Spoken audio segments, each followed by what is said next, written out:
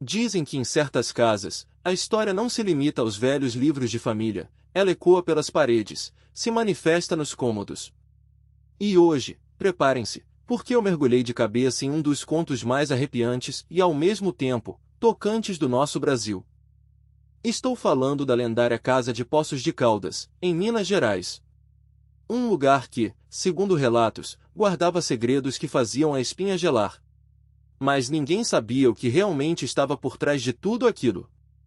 Por décadas, essa mansão semi-abandonada, com sua arquitetura imponente e um certo ar tétrico, foi palco de sussurros e lendas. Quem passava por ali, jurava sentir uma energia diferente, pesada, quase palpável. Eu mesmo, fascinado por essas histórias, fui a Poços de Caldas para investigar. O meu objetivo era ouvir os moradores locais, as testemunhas oculares, aqueles que tiveram coragem de encarar o inexplicável de frente. Eles me contaram sobre estranhos barulhos no meio da noite, portas que batiam sozinhas e, o mais intrigante, objetos que mudavam de lugar sem que ninguém os tocasse. Era uma sinfonia de acontecimentos que ninguém sabia explicar. Uma das histórias mais fortes era a de uma velha senhora, vizinha da casa há mais de 40 anos. Ela me disse, com os olhos marejados, que via uma sombra passar pelas janelas, mesmo sabendo que a casa estava vazia. Surreal, não é? A fama da casa se espalhou como fogo. Curiosos de todo o país vinham até Poços, munidos de câmeras e gravadores, buscando uma prova, um sinal de que algo de outro mundo realmente habitava ali. Alguns diziam ter capturado vozes, outros tiveram equipamentos eletrônicos falhando misteriosamente. A cada nova visita, uma nova história bizarra se adicionava ao folclore da mansão. Eu me lembro de uma reportagem antiga que mostrava um grupo de pesquisadores paranormais visitando a casa. Eles saíram de lá visivelmente abalados, sem conseguir desmistificar nenhum dos fenômenos. Mas o que mais me intrigava era a persistência das lendas. Geralmente, esses contos se dissipam com o tempo, mas essa casa parecia ter um poder único de manter a chama do mistério acesa.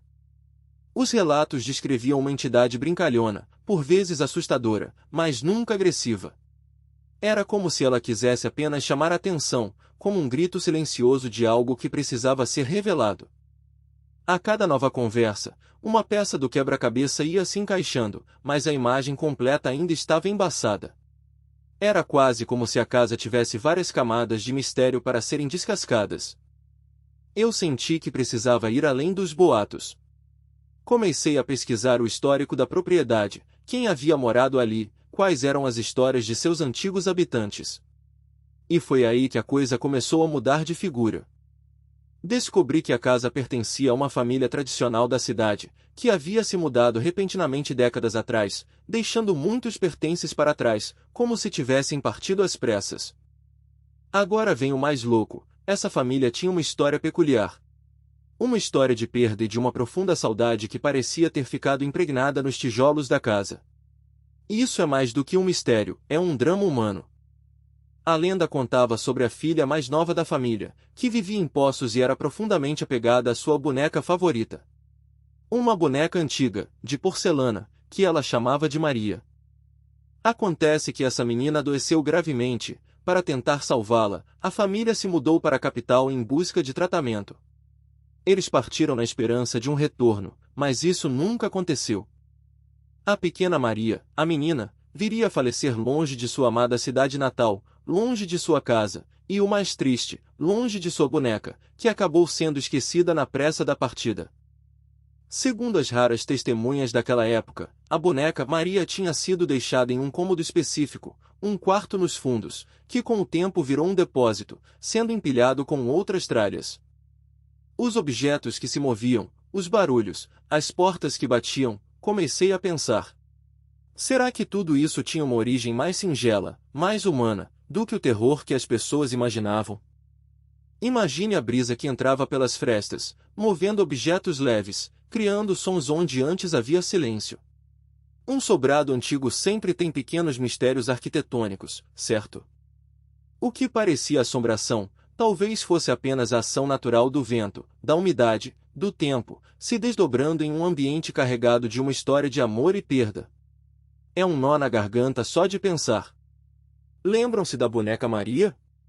Pois é.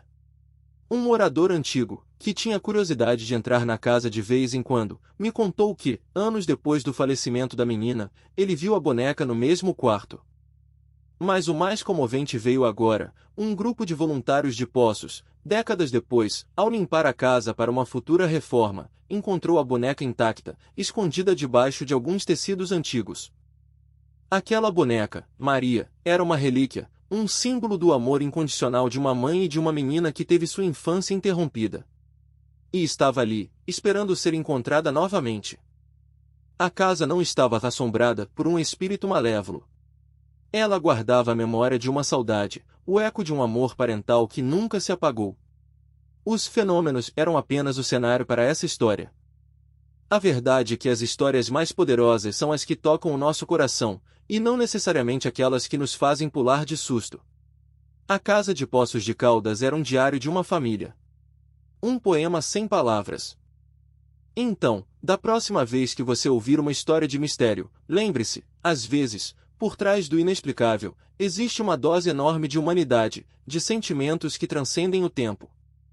Essa casa, esse lugar que parecia sinistro, era na verdade um monumento à memória, à esperança e ao amor eterno. Uma lembrança de que nem todo fantasma vem para assustar, mas para nos lembrar do que mais importa. Uma história que, para mim, é muito mais bonita do que qualquer lenda de terror. Uma história que toca a alma e nos lembra da força dos laços familiares. Manda para quem você ama. Manda para quem precisa sorrir hoje. Porque no final das contas, o maior mistério é sempre o amor, em todas as suas formas e manifestações. E a Casa de Poços de Caldas, para mim, é a prova viva disso.